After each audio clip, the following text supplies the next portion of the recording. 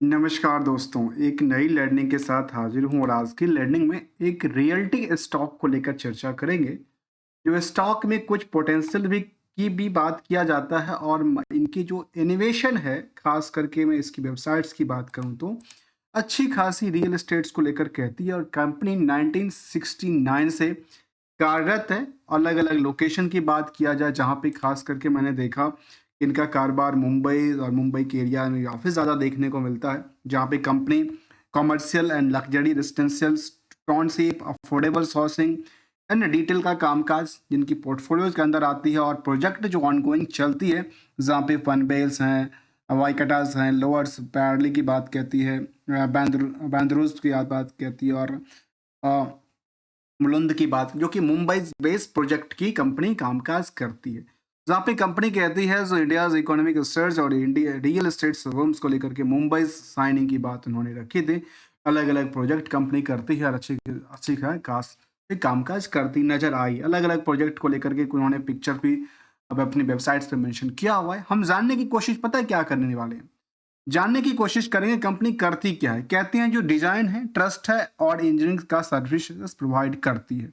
इसके अलावा प्रोजेक्ट के नंबर उन्होंने दर्ज किया जहाँ पे इनके पास काफ़ी सारे अफोर्डेबल हाउसिंग के से लेकर के न्यू होम्स की उन्होंने अपनी प्रोजेक्ट की लिस्ट साझा किया है अपनी वेबसाइट्स के दौरान। स्टॉक मार्केट की चार्ट को हम देखते हैं तो चार्ट में ये लगती है कि मार्केट में एक अच्छी सी रैली क्रिएट हुआ इनके स्टॉक को लेकर के। जहाँ पे मैं सिंपल बात करूं तो स्टॉक की प्राइस नियरली करीब 64-65 रुपए के आसपास से चलती हुई स्टॉक की प्राइस यदि 600 से ज़्यादा प्राइस हो जाए, अर्थात 10 गुना से ज़्यादा मूवमेंट कर जाए तो काफ़ी बेटर साबित होती नज़र आती है। जबकि टाइम फ्रेम की बात करें तो 2020 से लेकर के और 24 4 साल के दौरान में स्टॉक में करीब करीब 10 मल्टीपल में कन्वर्ट हो गई। आते हैं मार्केट को लेकर के, कंपनी का नाम है Marathons next gen realty limited और ये कंपनी के बारे में करें तो कंपनी 1978 में बनी थी। इट इज जो primary engage in the business of the construction development and the sale of the commercial and industrial real estates को कंपनी कामकाज करती थी, like SEZ, township, infrastructures developments. Company का जो कारोबार रहा उसको लेकर देखा जाए तो आज भी कह सकते हैं कि करंट मार्केट की प्राइस जो 615 रुपया भी है वो आज भी अंडर वैल्यूड ही दिखती है। भले इतने सारे प्राइसेस मूवमेंट हो चुकी हैं लेकिन आज भी अंडर वैल्यूड के श्रेणी में आता है। भले ही बुक वैल्यू से 290% की उछाल कर गया हो, जो कंपनी के पास इंटरेस्टिंग वैल्यू है वो 829 रुपए के आसपास की बातें कहती है, जो कि हायर टू हायर 737 और लोअर साइड दिखाए तो 338 रुपए तक इस साल की डेटाबेस की बात कहती है। अभी हमने जो भी कंपनी चूज करके लाए हैं वो सारे सारे कंपनी कुछ बेटर अपॉर्चुनिटी के साथ क्रिएट करने वाली कंपनी के लिस्ट में शामिल है, जहां कंपनी पर शेयर कमाती है करीब 34 रुपए के आसपास और नंबर ऑफ शेयर करीब कंपनी 5 करोड़ 12 लाख का आंकड़ा देती है। इसकी करंट मार्केट की प्राइस से मार्केट कैप उनकी हो जाती है करीब 3100 करोड़ के आसपास की। इस कंपनी में यदि प्रमोटर कंट्रोल का बात करें तो करीब 74% के आसपास कंट्रोल करती है और आरओई आरओसी की आंकड़ा देखा है तो करीब 18 से लेकर के 15% तक दर्ज करती है। इंडस्ट्रियल के पीई के बेसिस पे देखते हैं इस स्टॉक की पीई को तो हमें लगता है कि अभी ये केवल 50% ही बढ़ी है, अर्थात यहाँ पे 50% के गैप आज भी खुला है और यहाँ से यदि मार्केट 100% चलती है एवरेज को कैप्चर करने को लेकर के तो स्टॉक की प्राइस कहाँ पे जाएगा, 1250 से लेकर के 1500 तक की रेंज में क्या पॉसिबिलिटी है, बिल्कुल हो सकता है, लेकिन इसके लिए हमें पूरा जानकारी की जरूरत पड़ेगी। जिसमें खास करके डेट टू इक्विटी के बारे में कहती है 0.64 का, करंट रेशियो की नंबर कहती है 1.80 का और साथ में एक जो हाईलाइटेड हमने काम करके रखा है जिसमें 3 फॉर्मूला बेस पे हम लोग चर्चा करेंगे कि आखिर एक एग्जाम्पल के साथ स्टार्ट करते हैं इसको कैसे है उसका बारे में। देखिए, कंपनी यदि 100 रुपए की प्रॉफिट बुकिंग करके चलती है तो इनके मार्केट में जो उधार थी वो केवल 52 रुपए का आसपास आंकड़ा देती है, जो ये कहती है कि कंपनी के पास 48 रुपए के पैसे आ भी चुके हैं, 48% के पैसे इनके पॉकेट में मिल चुका है। जबकि करंट मार्केट में इनका जो आउटस्टैंडिंग पार्ट था वो भी 15% के आसपास का आंकड़ा दर्ज करती है। तो चलिए क्यों नहीं इसके प्रति हम चलो जानने की कोशिश करते हैं फाइनेंशियल पोजीशन से लेकर के स्टैंड चार्ट ग्राफ को लेकर के, जहां पे हमने पिछले 1 साल की चार्ट ग्राफ को देखेंगे तो ये लगता है कि मार्केट में ये न्यूनतम लेबर से जो मैक्सिमम लेबर तक पहुंचा है, ये बीच में मौका, एक अच्छी खासी मौका दिया था, जो मार्केट एक डीप पे आई थी, मार्केट दोबारा अच्छी खासी रैली के साथ अपॉर्चुनिटी क्रिएट ही करती नजर आती, क्योंकि ये प्राइस एक ही रेंज में काफी दिनों तक ट्रेड करती हुई नजर आ रही है। यदि फाइनेंशियल पोजीशन की बात करें तो कंपनी के पास जो नेटवर्थ की पोजीशन है वो दिन बाय दिन बढ़ती जा रही है, जिसको हम साल भर साल की बात किया जाए तो साल दर साल इसके पोजीशन में अच्छी खासी रैली क्रिएट होती नजर आती है। साथ में रेवेन्यू पार्ट्स भी लगातार बेटर ही देखने को मिलती नजर आती है। इसका स्टॉलेंट डेटा था। ऐसे हम कंसोलिडेट डेटा की भी चर्चा करते हैं तो कंसोलिडेट डेटा भी इनका सेम एक्शन से चलती हुई नजर आती है। जैसे ही हम क्वार्टरली डेटा की तरफ मूव करते हैं तो कुछ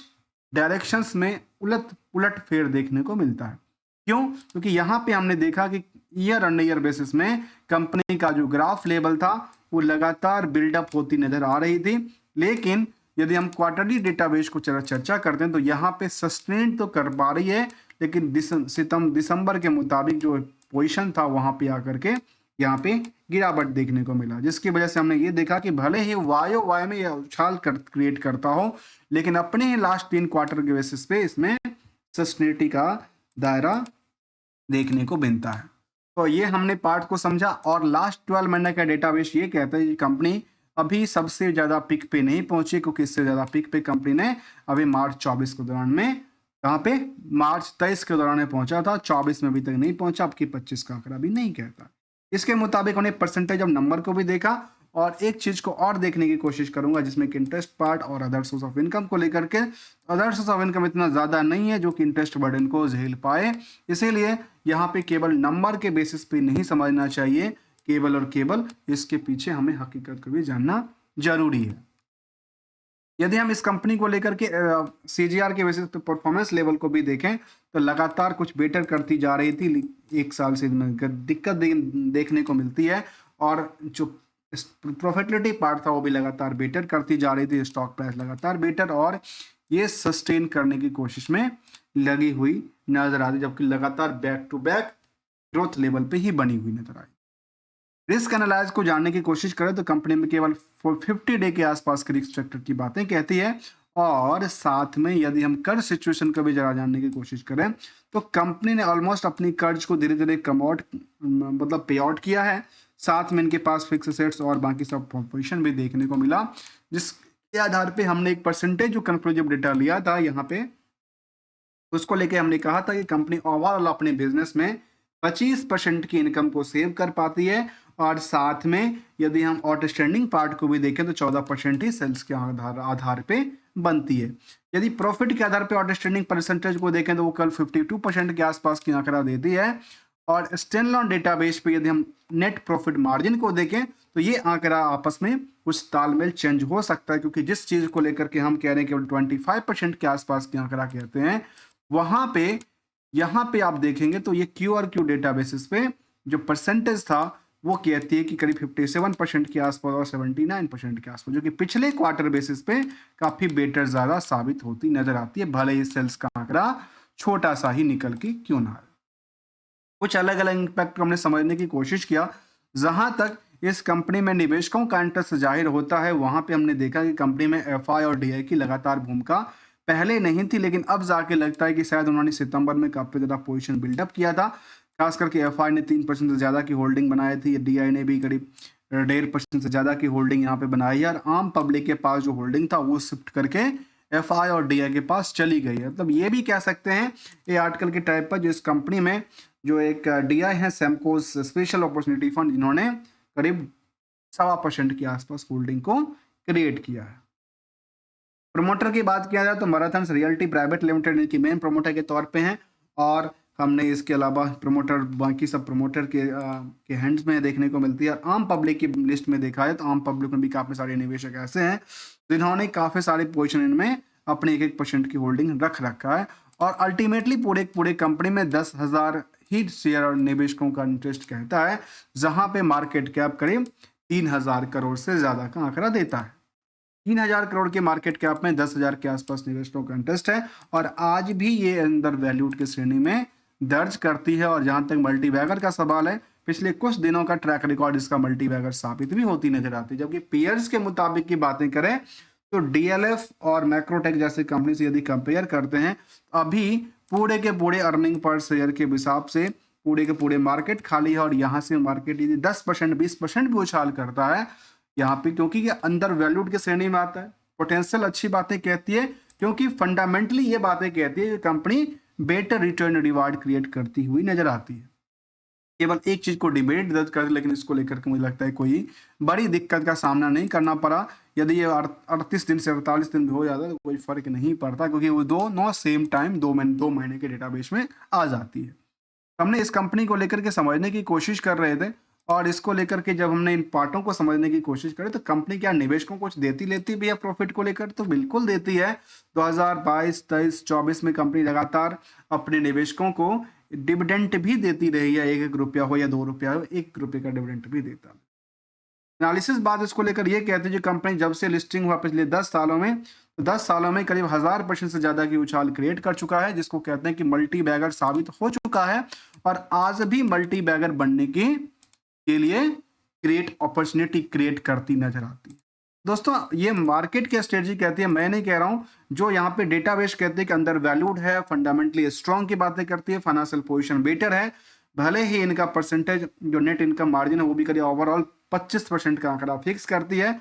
मार्केट में उधार नहीं फंसे हैं, और मार्केट में जो प्रोजेक्ट उन्होंने बना के रखा अलग अलग लोकेशन को लेकर के, जो मुंबई बेस्ड कंपनी है और मुंबई में कंपनी कामकाज करती है, उसको लेकर के इनके पोर्टफोलियो की बात करें तो अफोर्डेबल हाउसिंग के अंदर 20% का, लग्जरी फ्लैट के अंदर 40% का, कॉमर्शियल के अंदर 26% का, और मिड साइज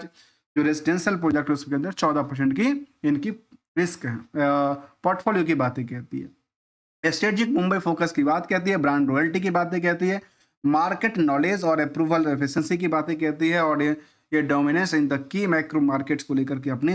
तर्क वितर्क उन्होंने दिया है, जहाँ पे इन्होंने अपनी ये भी बातें किया कि हमारे लैंड्स बैंक को लेकर के इतना हमारे पास एरियाज की बातें कहती है, जहाँ पे पेनवेल के अंदर या फिर बैंद्रूप के अंदर या फिर डॉम्बी विल्स के अंदर इनका जो एरियाज हैं कंस्ट्रक्शन को लेकर के या प्रोजेक्ट को लेकर के उनका उन्होंने अपनी दर्ज किया नजर आया है। इसके अलावा कहते हैं जो रियल्टी जो है उसका लगातार इन्होंने ये दर्ज किया कि हमारे पास ये मॉन्टी साउथ में ये एकड़ इतना एकड़ है, इतना एकड़ है, इसको लेकर ये भी कहते हैं कि major acquisition in the milestone की बात भी कहती है कि जहाँ पे इन्होंने कुछ एक्वायर भी किया है, जहाँ पे खासकर कहते हैं कि हमने Piramal spinning and the weavings mills limited को एक्वायर किया था, successfully settled lender 1200 mills workers को उन्होंने सेटलमेंट भी किया था। फिर एक्वायर करते हैं कि 12 एकड़ की जमीन की बात कहती है, जो कि बाइकोलास के अंदर इनका है, इसके अंदर सेटलमेंट करती है 6000 मिल वर्कर के साथ, और इस तरह के इनका डेटा फ्रेम यहाँ पे निकल के आती है, और रियल एस्टेट्स में अपनी दावादारी लेके आगे निकलने की कोशिश में है, और आज भी अच्छी खासी पोटेंशियल के साथ कामकाज करती नजर आती है मार्केट में। इसलिए थोड़ा सा पार्ट्स हमारी नज़र में कुछ ऐसी कंपनी हमने चूज करके लेके आए थे जो जिसका मार्केट कैप 3000 से लेकर 4000 करोड़ के बीच का हो, मार्केट में प्रमोटर का कंट्रोल अच्छी खासी हो, और प्रमोटर कंट्रोल के साथ साथ जो डीआई हो, एफआई, उनका भी कंट्रोल होना चाहिए थोड़ा बहुत करके, क्योंकि वहां पे एक निवेशकों का इंटरेस्ट जागृत होता है, किसको लेकर के, जहां पे बड़े निवेशकों का कुछ इंटरेस्ट भी जागृत होता है। हमने इसको समझने की कोशिश किया, जिसको कंपेयर करने के लिए लोधा हो है, हजूर जैसे कंपनी हो,